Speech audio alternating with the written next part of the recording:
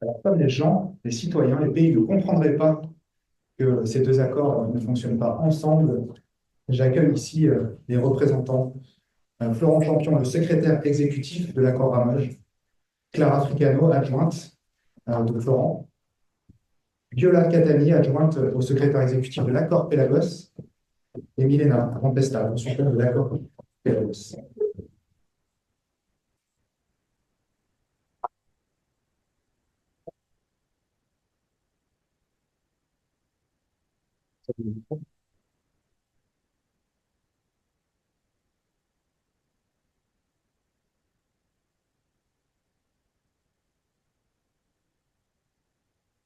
Monsieur l'ambassadeur, cher président de la commission Ramoge, monsieur le président de la communauté d'agglomération de la Riviera française, mesdames et messieurs les élus des communes signataires de la charte d'engagement Pérégos, mais aussi de la zone Ramoge, mesdames, messieurs, en vos titres et qualités, bien chers tous, c'est un vrai plaisir pour les secrétariats de l'accord Ramoge et de l'accord Pélagos de vous accueillir ce matin dans ce magnifique cadre que constitue le campus Moyen-Orient et Méditerranée de Sciences Po Paris à Menton pour réaliser ce premier événement conjoint entre les deux accords.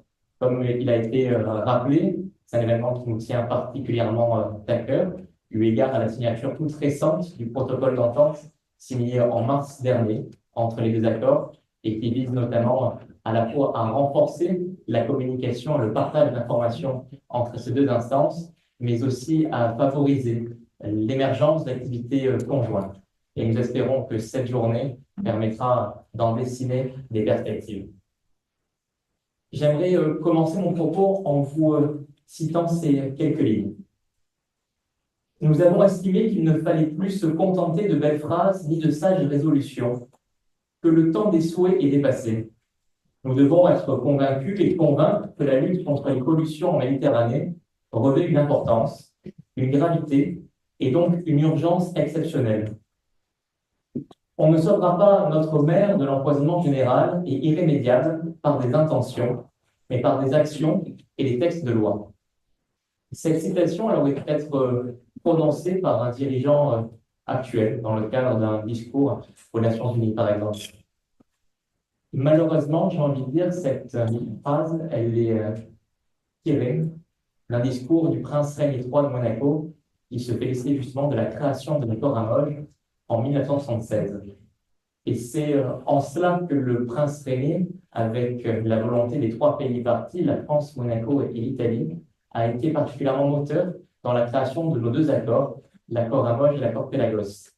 Pour ce qui est de l'accord Ramoge, il a été créé en 1976, nous avons eu l'occasion d'en parler. Et j'aimerais à ce titre souligner deux aspects fondamentaux. Parler en 1976 de protection de l'environnement, c'est quelque chose de tout à fait singulier et novateur. Dans les années 70, il faut savoir qu'on parle de l'interdiction de rejet d'essais nucléaires en Méditerranée. On parle d'implantation de stations d'épuration sur la Riviera française, sur la Riviera italienne, pour lesquelles bon nombre de collectivités n'étaient pas encore pourvues. Parler de l'environnement dans ce cadre-là, c'est tout à fait novateur. C'est aussi novateur par la forme, à travers une coopération qui se veut sous-régionale et très opérationnelle, avec un bassin de vie partagé entre la France, Monaco et l'Italie. Ramoge est vraiment, dans les quelques mois qui suivent la Convention de Barcelone en février 1976, une des premières réalisations concrètes et opérationnelles de cette convention qui fait date en matière de protection de la biodiversité marine.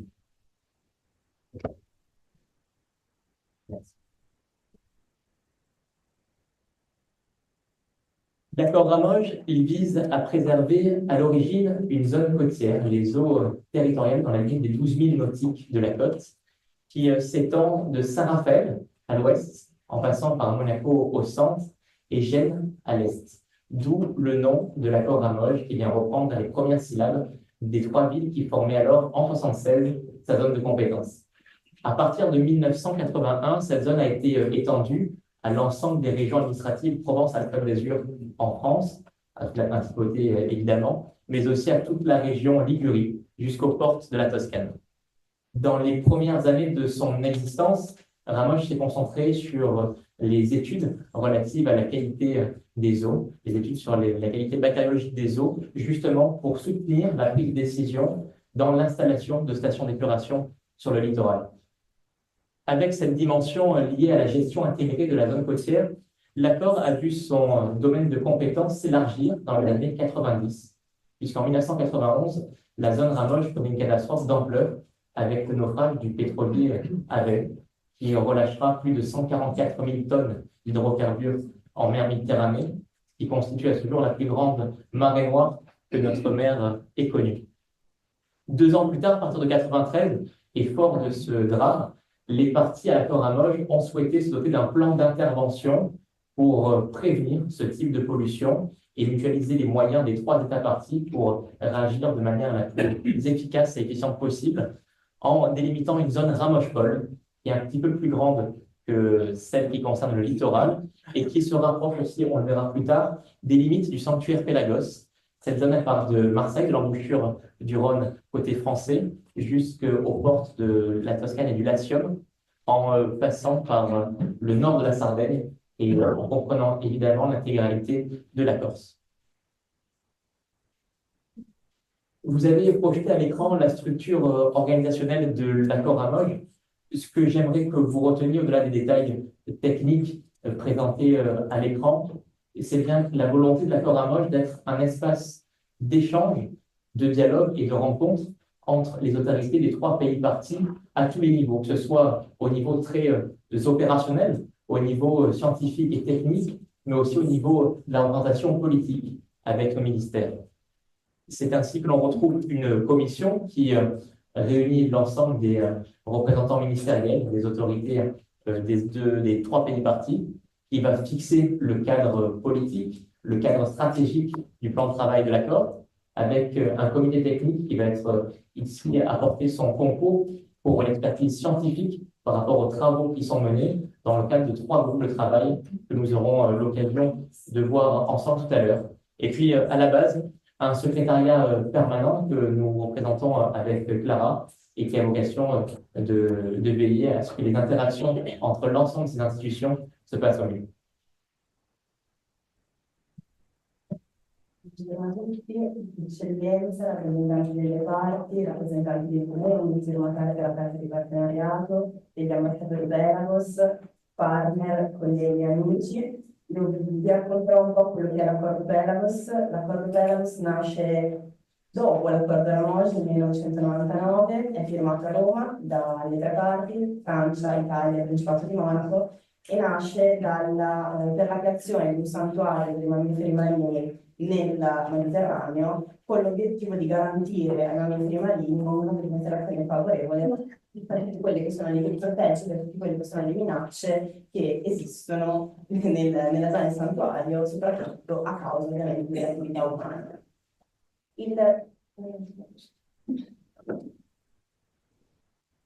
L'accordo Belagos crea quindi il santuario Belagos, di cui vedete i limiti nella cartina allo schermo. È un santuario che si estende su una zona abbastanza grande, parliamo di 37.500 km² di superficie, con 2.022 km di costa e 241 comuni, di cui possiamo vedere qualcuno presente oggi qui con noi.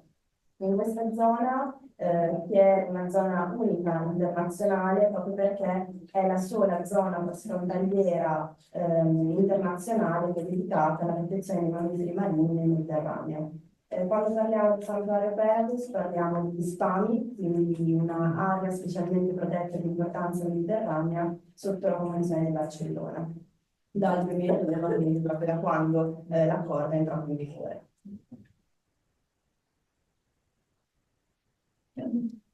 Come l'accordo Ramoge, funzioniamo in modo molto simile, come funzionano la maggior parte degli accordi intergovernativi e internazionali, quindi abbiamo una struttura piramidale che vede al suo vertice la riunione delle parti, che ha una sua presidenza che per il biennio 24-25 per l'accordo Belagos è nelle mani della Francia, quindi l'ambasciatore Olivier Poivre, che purtroppo oggi non può essere presente con noi, è il presidente dell'accordo Belagos per questo biennio, e la riunione delle parti è la struttura, l'organo decisionale che si incontra ogni 2 anni e decide quelle che sono le priorità, quelle che sono le azioni, le azioni principali che l'accordo deve portare avanti nel biennio di referenza.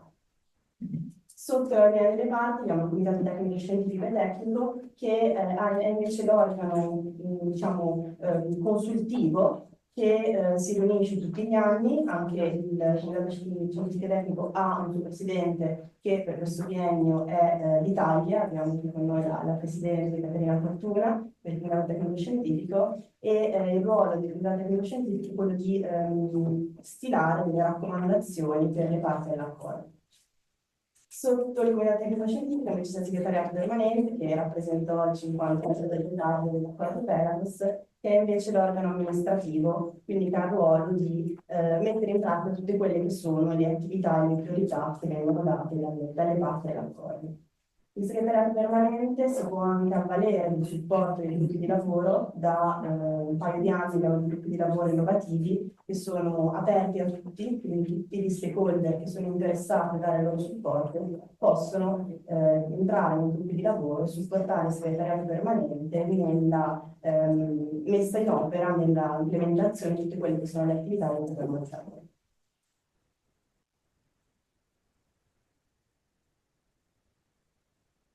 Pour revenir à l'accord Ramoge, comme je le disais, il est basé sur 3 groupes de travail que vous avez projetés à l'écran. Le premier qui concerne la gestion intégrée de la zone côtière.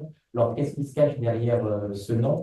C'est surtout, on va s'intéresser à travers ce groupe à l'acquisition d'informations sur le bon état écologique du milieu, sur les espèces, la biodiversité marine, mais aussi par rapport aux différentes pressions qui peuvent s'y exercer.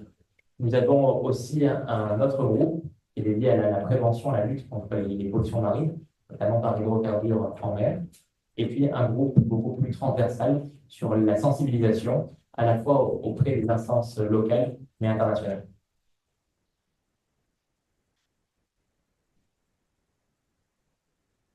Un premier axe de travail au sein du groupe Gestion intégrée des zones côtières est de renforcer la connaissance scientifique pour répondre aux défis de conservation des espèces et des écosystèmes. Une activité importante menée dans ce cadre est le recensement des espèces patrimoniales de Méditerranée. Les espèces patrimoniales sont des espèces indicatrices du bon état écologique du milieu et leur présence indique donc un écosystème en bonne santé. Parmi elles, les scientifiques de l'accord Ramoge s'intéressent particulièrement aux mérous bruns, aux corbes, à la grande nacre, à la patelle ferrugineuse, mais aussi aux autres espèces de mérous concernées par le moratoire de pêche français, à la nacre épineuse, les cystosères profondes ou encore les trottoirs à lithophyllum. L'accord Ramoge invite donc tout plongeur, pêcheur ou randonneur en palme masque tuba à recenser l'observation de ces espèces afin d'augmenter les connaissances sur la répartition de leur population. Le partenariat récent entre Ramoge et l'outil en ligne de sciences participatives Chromis de la FFESSM permettra notamment à l'accord de récupérer de nombreuses données précieuses à la présence de ces espèces. La protection de la posidonie représente aujourd'hui évidemment un enjeu majeur pour préserver le littoral méditerranéen. La posidonie est une plante marine endémique de Méditerranée capable de former de véritables prairies sous-marines. Ces herbiers sont à la base de la richesse des eaux côtières de Méditerranée, puisqu'ils occupent près de 50% des fonds entre 0 et 50 mètres de profondeur et jouent un rôle écologique et économique essentiel. Ils sont aujourd'hui fortement menacés par les activités anthropiques, notamment l'ancrage du bateau qui détruit chaque année 2% de la surface de l'herbier. Et étant donné que la recolonisation de la posidonie est très lente, elle pousse d'environ 5 cm par an et la floraison a lieu tous les 5 à 10 ans, il est nécessaire de prendre des mesures de conservation efficaces. L'accord Ramoge a publié un ouvrage en 2006 sur la posidonie et s'est aujourd'hui associé au réseau MPN, le Mediterranean Posidonia Network, pour prévoir à sa mise à jour avec les enjeux actuels d'ici l'année prochaine. Puis, depuis 2015, des campagnes d'exploration Ramoge sont menées afin d'améliorer les connaissances sur les zones profondes de Méditerranée. Cela fait suite à la Convention sur la diversité biologique en 2014 qui a défini des critères définissant des zones d'intérêt biologique ou écologique. Et les canyons et les monts sous-marins se sont révélés des zones d'intérêt particulier pour l'écologie et la biologie.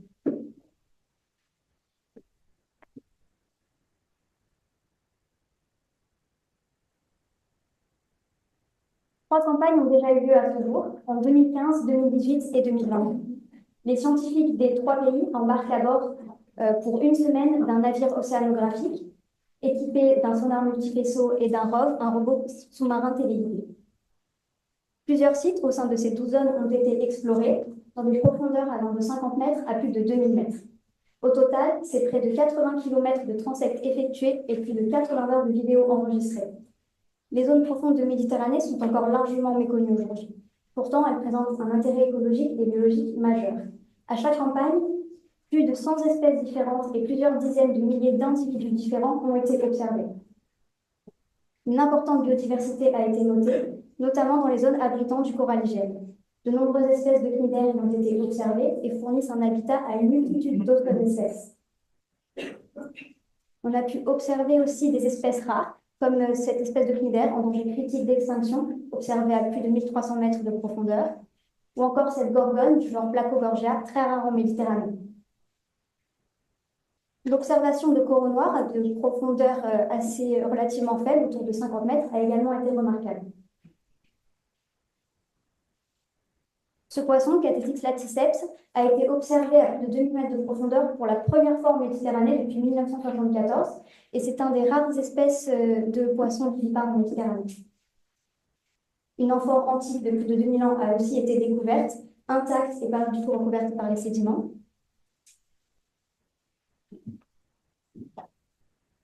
Une découverte exceptionnelle a été celle de restes d'une espèce de gorgone, Paragorgia arboreum. C'est une espèce des eaux froides dont la présence en Méditerranée était jusque-là inconnue.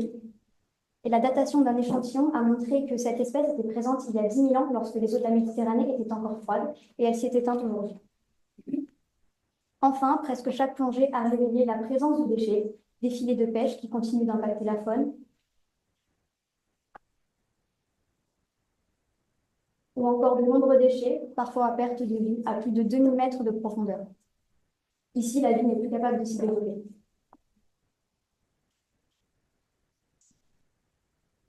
Un pot de yaourt de la marque Chambourcy, s'est arrêté en 1996, a aussi été retrouvé intact à cette profondeur. L'objectif des campagnes Ramoche est donc de dresser un inventaire de l'état de santé des écosystèmes profonds de Méditerranée, à la fois leur richesse, mais aussi leur vulnérabilité. Elle représente alors un outil de décision majeur pour proposer des mesures de gestion adaptées et efficaces.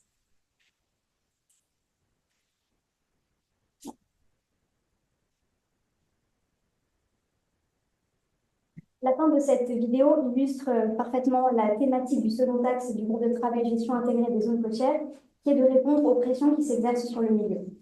Concernant la problématique des déchets, un guide à destination des collectivités locales pour promouvoir une meilleure gestion des déchets a été rédigé en 2021, il sera présenté un peu plus en détail juste après. Ramoche a également publié une étude en 2021 sur l'activité de croisière et de grande plaisance. La Méditerranée, première destination touristique mondiale, accueille chaque année 15% des croisières et 70% des méga-yachts du monde. Les impacts de ces activités sont donc nombreuses et conséquentes. Et le rapport Ramoche, pour promouvoir une gestion durable de ces activités, a notamment servi d'inspiration à la DIRM, la Direction interrégionale de Méditerranée, pour la création d'une charte croisière durable. Cette charte, qui a débuté en 2023, est déjà prometteuse puisque 25 compagnies de croisière sont signataires aujourd'hui et s'engagent à réduire leurs impacts, et elle représente près de 80% des escales de Méditerranée. Enfin, Ramoche s'engage dans le suivi des conséquences du changement climatique, en étudiant par exemple l'installation des espèces non indigènes sur nos côtes. Ces espèces, qui sont non naturellement présentes en Méditerranée, s'y retrouvent introduites, notamment par le canal de Suez, et elles peuvent trouver des conditions favorables à leur installation par le réchauffement des eaux, mais aussi l'absence de prédateurs. Elles peuvent donc devenir invasives et présenter de nombreux impacts sur l'environnement, mais aussi pour l'homme. Il est donc nécessaire de suivre l'installation sur nos côtes et dans la zone Ramoche, et l'accord invite donc les plongeurs ou les pêcheurs à recenser toute observation de ces espèces. Enfin, la prolifération de la microalgue toxique Ostreopsis ovata en lien avec le réchauffement climatique est étudiée par l'accord, et les concentrations de ces algues sont suivies dans de nombreux sites des 3 pays signataires de l'accord depuis 2010.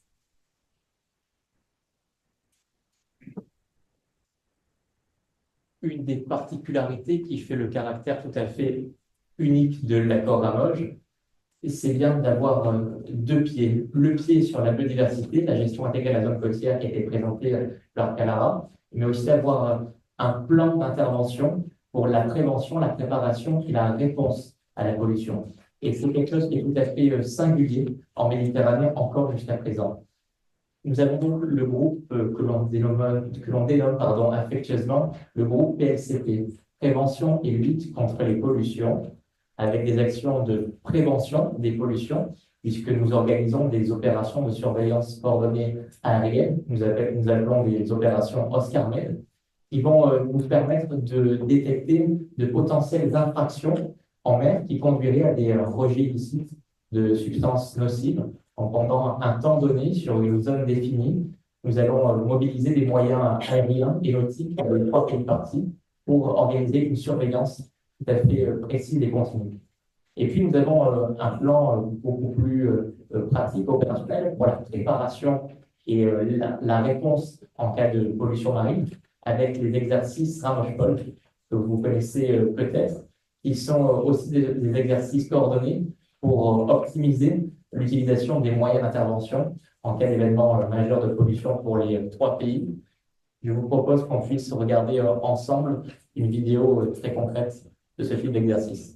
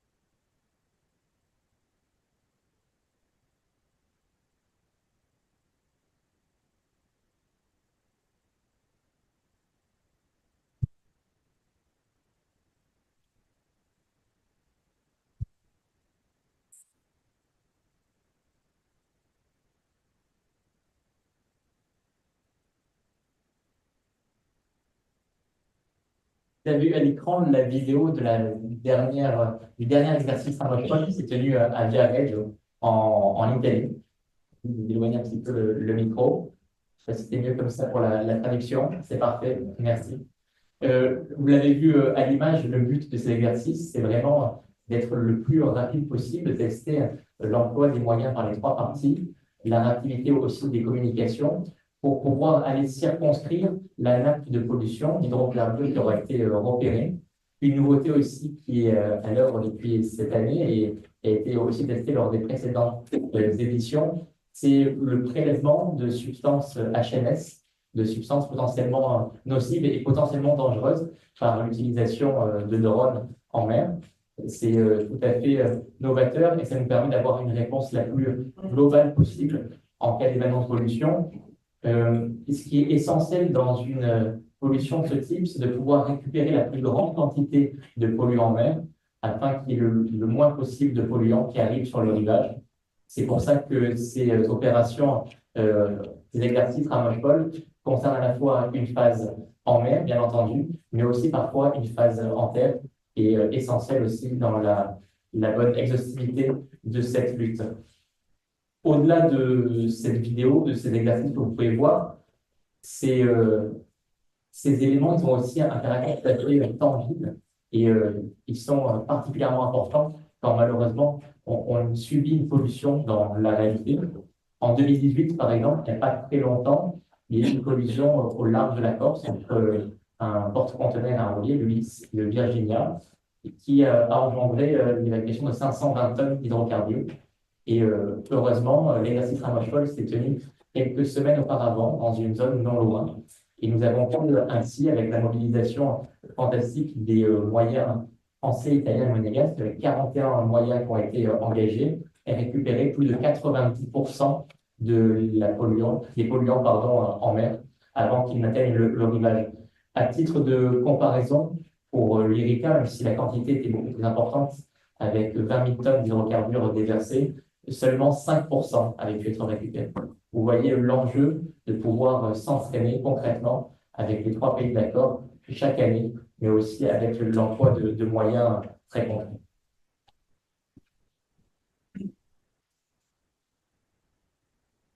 Et puis, nous avons un dernier groupe de travail, un groupe de travail transversal de sensibilisation, puisque je pense que peu d'entre vous, avant cet événement, avaient eu connaissance de l'accord Ramoge. C'est vrai que c'est un accord qui, même s'il est ancien, est assez méconnu. L'objectif, c'est de pouvoir valoriser les études scientifiques, les opérations très pratiques, concrètes, les opérations techniques que l'on peut mener pour les vulgariser à la fois auprès du grand public pour de la sensibilisation, mais aussi auprès des États parties pour qu'elles puissent constituer un socle utile d'aide à la décision. Donc notre rôle aussi en tant que secrétariat, c'est d'aller au-devant des différents publics, que ce soit les usagers de la mer, le grand public, pour parler des bons gestes au quotidien de préservation du milieu marin, mais aussi de se faire parfois l'écho auprès d'instances internationales des actions que l'on mène pour attirer l'attention sur la préservation des milieux profonds qui sont encore méconnus, pour attirer aussi l'attention sur l'importance de la préparation en cas d'événement de pollution. Donc c'est le travail qui est réalisé par le secrétariat et qui essaie aussi de mobiliser toute une série de canaux, que ce soit par les réseaux sociaux, bien entendu, mais aussi par des canaux beaucoup plus ludiques ou artistiques. Vous avez à l'image un cliché qui a été réalisé dans le cadre d'un concours international de photographie que l'on organise avec la Fédération internationale d'art photographique, la FIAP, qui est aussi un relais important de sensibilisation.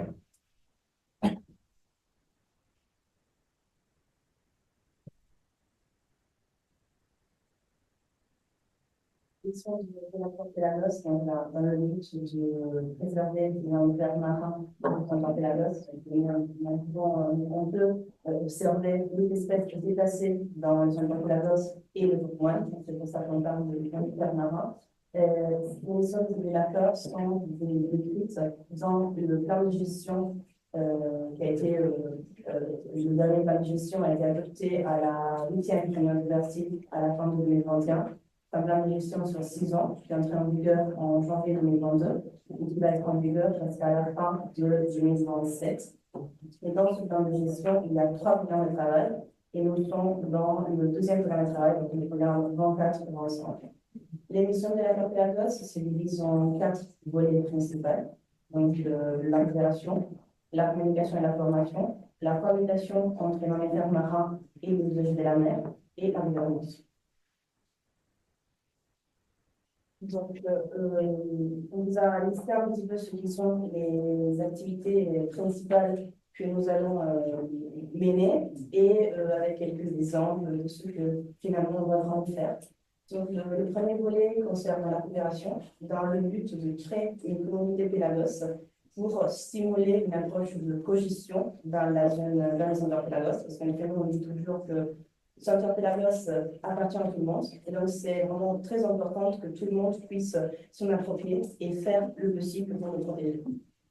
Dans ce volet de coopération, nous avons donc les activités de coopération avec les communes, les armées protégées et les parcs nationaux. Certains sont aujourd'hui ici, donc pour ce qui concerne les communes, on a cette charte de partenariat qui date de plus de 10 ans, dont on va très très fiers. Donc la majorité des communes ont signé cette charte et la renouvelle aussi tous les 3 ans. Une charte qui a été réduite l'année dernière. La nouvelle union des partis qui a eu à Nice en janvier 2024 a adopté la nouvelle charte de partenariat, justement pour donner encore plus de l'ampleur à cette action qui est très importante pour nous et pour vraiment essayer d'avoir les communautés territoriales dans les actions de l'accord Pélalos. Nous avons aussi des actions avec les marines protégées et les parcs nationaux, donc il y a une communication avec les représentants des armées protégées et des parcs nationaux pour des activités de coopération et collaborer dans le sous les objectifs de l'accord Pélalos. Toujours pour ce qui concerne donc, la collaboration, la coopération, il y a les ambassadeurs pédagogues qui aujourd'hui sont un petit peu à l'honneur avec aussi une table ronde qui aura lieu cet après-midi. Mais je ne vais pas rentrer dans les détails ici parce qu'en fin de matinée, il y a une présentation de ce qu'est l'outil ambassadeur pédagogue. Et donc, on va rentrer vraiment dans les détails ensuite. Et toujours donc, pour la coopération, nous avons la coopération avec les universités, les organisations internationales et les ONG.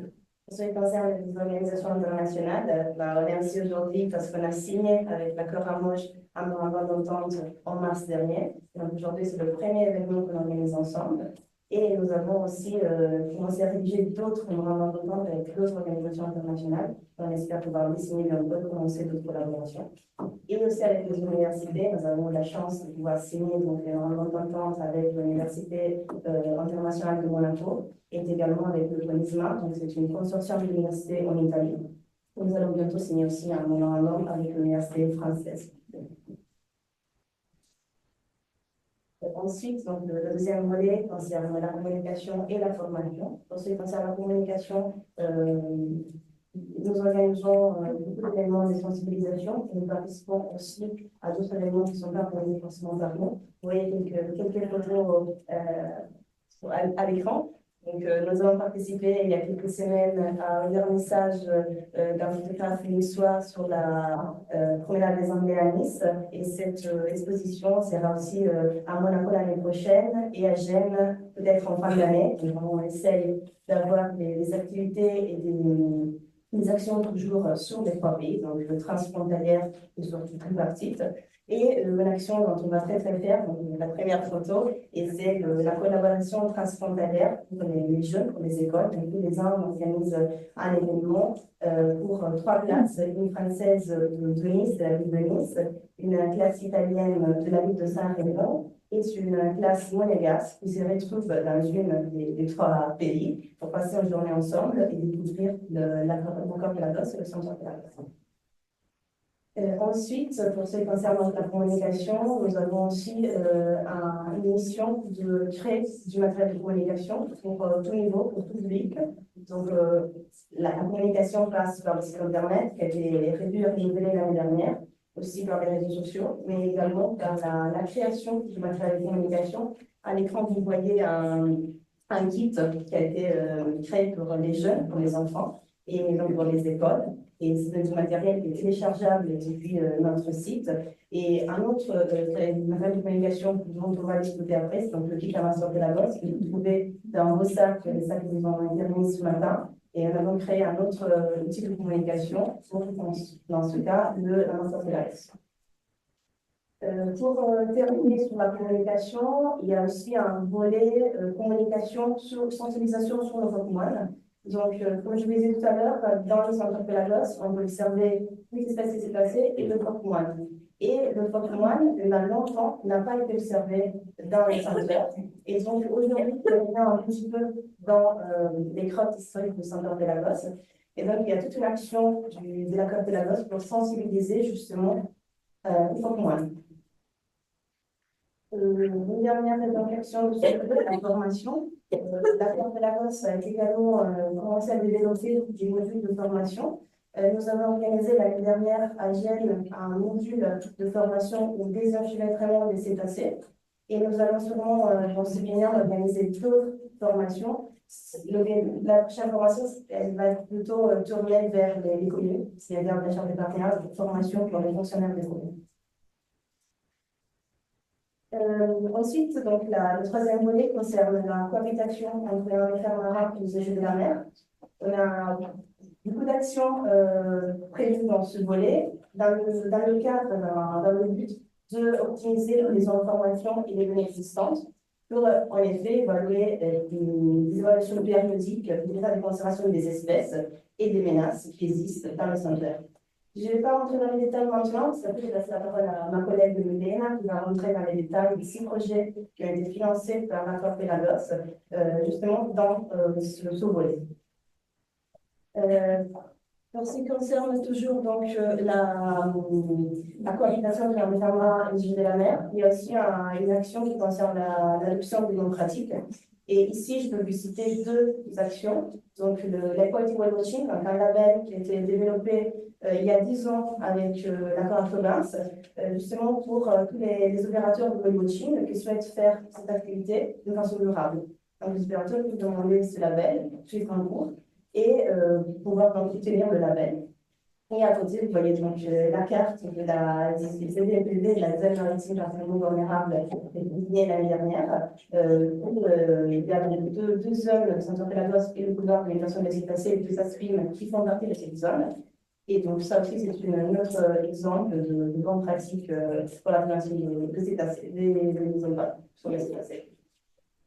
Pour terminer donc sur le dernier volet, la gouvernance, on a les trois thèmes prioritaires pour les parties. Donc, pour la France, c'est le thème local et la navigation des forces durables. C'est trois thèmes qui ont été choisis par les parties sur la période d'évaluation, donc sur les 6 ans. Pour l'Italie, c'est le Balance Fight Against Pollution et les écoports. Et pour Monaco, donc l'harmonisation des procédures de gouvernance dans l'accord Pelagos. Ensuite, une autre action de gouvernance, c'est la revue périodique ASPIM. On l'a voulu mettre là parce que nous avons commencé un petit peu la révision de Pelagos en tant qu'ASPIM, donc air spécialement protégé d'importance méditerranéenne, sous la Convention de Barcelone, donc tous les 5 ans. Il y a une revue qui est faite, et donc nous avons commencé notre revue parce qu'en 2025, nous devons être revue et voir si on aura toujours le statut d'ASPIM, on espère bien. Et ensuite, pour terminer, il y a toute une gestion qui concerne le Fonds volontaire Pelagos. En 2022, les parties à l'accord ont décidé, ont adopté la création d'un Fonds volontaire Pelagos pour pouvoir en effet disposer du budget nécessaire pour mettre en œuvre toutes les actions qui font partie du programme de travail de l'accord Pelagos. Et donc, nous avons depuis 2022 pouvoir récolter un peu d'argent. Nous avons eu donc des contributions volontaires de la part des parties à l'accord, et d'autres donations, d'autres entités, comme par exemple le département 06, qui est ici aujourd'hui, et je remercie.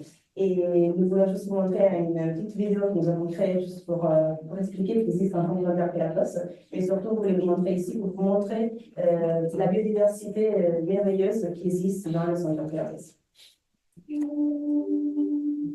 Off our coasts, not far from our homes, then there's a world to be discovered.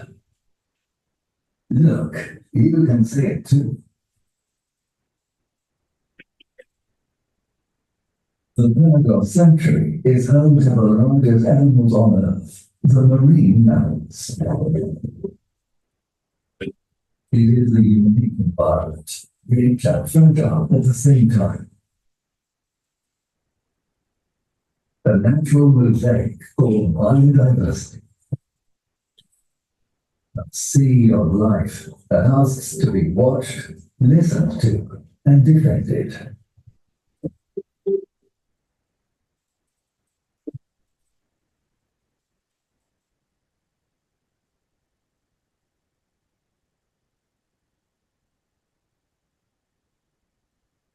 Become a custodian of the Pelagos Sanctuary.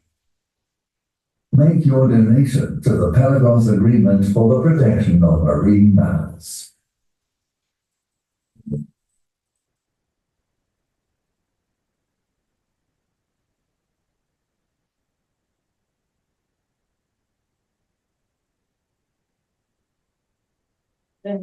No, parlerò in italiano per poter fare delle lingue sarebbe d'accordo e vi mostrerò velocemente quelli che sono un po' gli obiettivi per consulenze che sono state attivate quest'anno grazie appunto ai consigli delle parti vi mostrerò solo gli obiettivi e non i risultati perché sono un corso.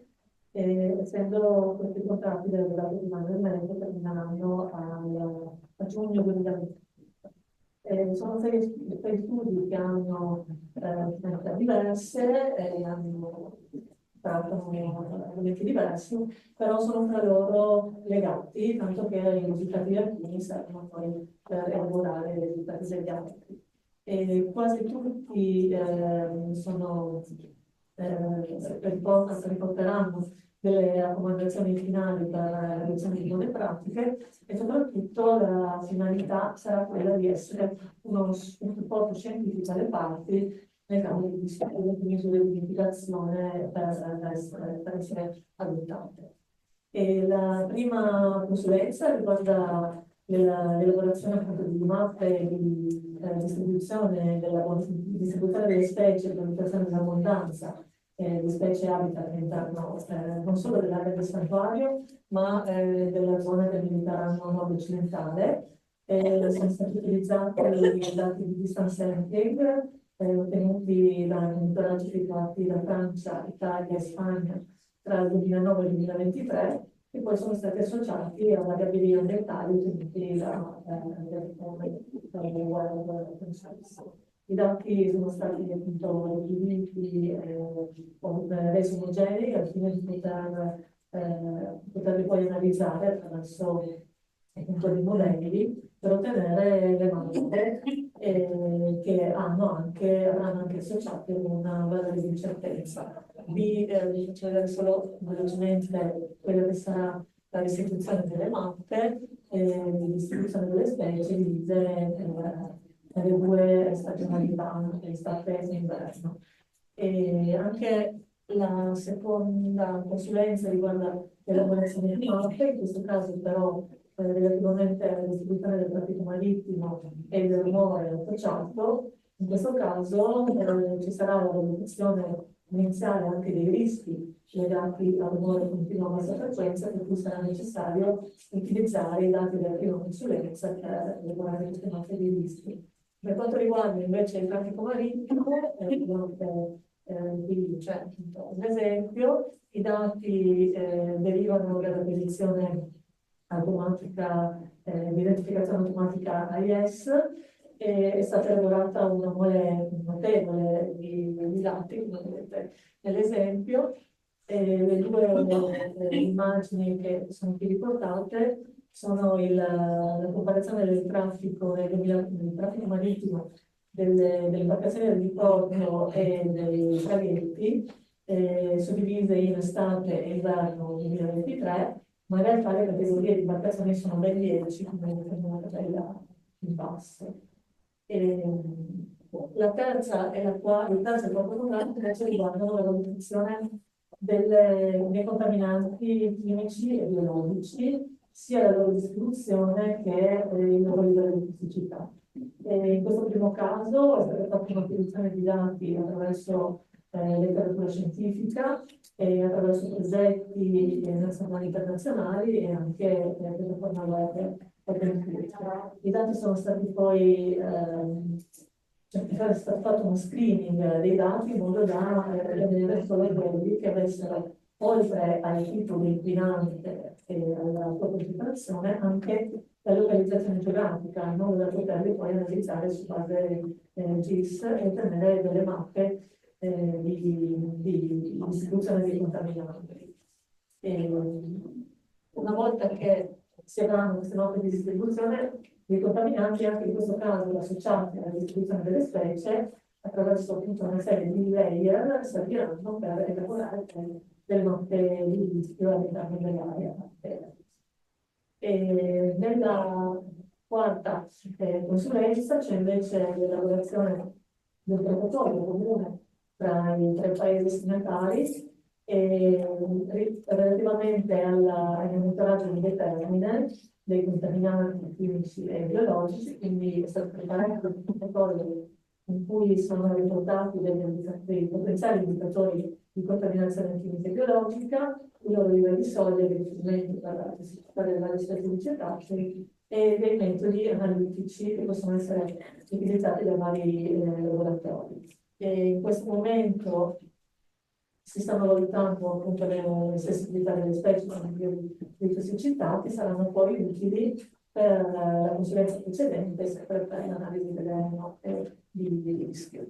E la quarta consulenza invece riguarda la sostenibilità dei porti all'interno dell'area Pelagos.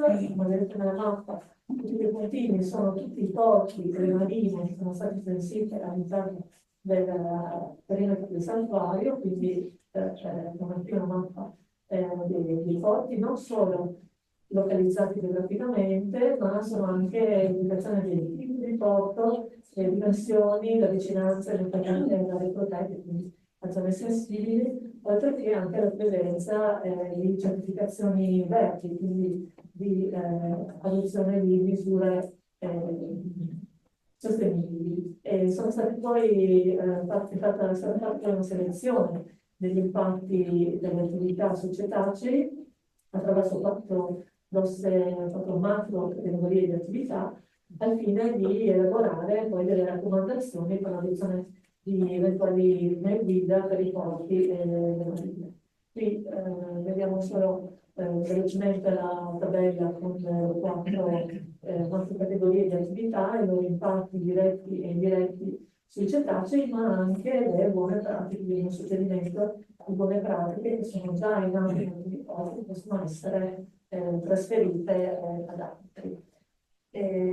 L'ultima riguarda invece l'impatto dell'attività di pesca sui cetacei. È stata fatta una revisione della problematica delle reti fantasma, è stata fatta anche un documento dello stato dell'arte dell'origineria all'interno del settore Pegasus, e in questo momento si stanno valutando tutta l'interazione tra le attività di pesca e i flussi che possono portare appunto a conflitti con i pescatori, quindi a problematiche economiche, difficile da quantificare, difficile anche quindi da utilizzare e compensare, ma possono portare ovviamente a nuove specie, quindi possono arrivare impiegati nelle reti, possono ingerire parti di reti, quindi portare poi a molte specie. In questo momento si sta facendo una valutazione di dati dello spiaggiato. Questi sono un servizio grafico impeggiato con le coste italiane, quindi sta facendo è la parte appunto francese.